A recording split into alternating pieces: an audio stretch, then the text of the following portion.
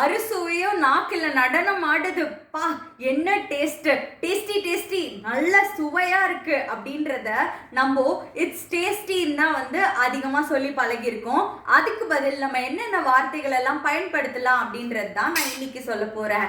It's delicious அப்படின்னு சொல்லுங்க, it's delicious அப்படின்னு சொல்லுங்க, இல்லைனா இட்ஸ் யம்மி அப்படின்னு சொல்லலாம், இட்ஸ் யம்மி அப்படின்னு சொல்லலாம், இட்ஸ் மவுத் வாட்டரிங் அப்படின்னு சொல்லலாம், இட்ஸ் மவுத் வாட்டரிங், இல்லைனா இட்ஸ் டிலெக்டபிள் அப்படின்னு சொல்லலாம், இட்ஸ் டிலெக்டபிள் அப்படின்னு சொல்லலாம், இல்லைனா இட்ஸ் appetizing அப்படின்னு சொல்லலாம், இட்ஸ் appetizing அப்படின்னு சொல்லலாம், இல்லைனா இட்ஸ் ஃப்ளேவர்ஃபுல் அப்படின்னு சொல்லலாம், இட்ஸ் ஃப்ளேவர்ஃபுல் அப்படின்னு சொல்லலாம், இல்லைனா கடைசியான வார்த்தை என்னன்னா இட்ஸ் ஸ்க்ரம்ஷியஸ் அப்படின்னும் சொல்லலாம், இட்ஸ் ஸ்க்ரம்ஷியஸ்.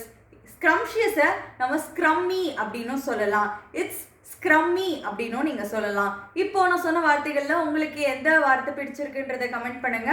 இந்த மாதிரி வீடியோஸ் உங்களுக்கு இன்னும் வேணும்னு நினச்சிங்கன்னா லைக், ஷேர் அண்ட் சப்ஸ்கிரைப். நன்றி, வணக்கம்.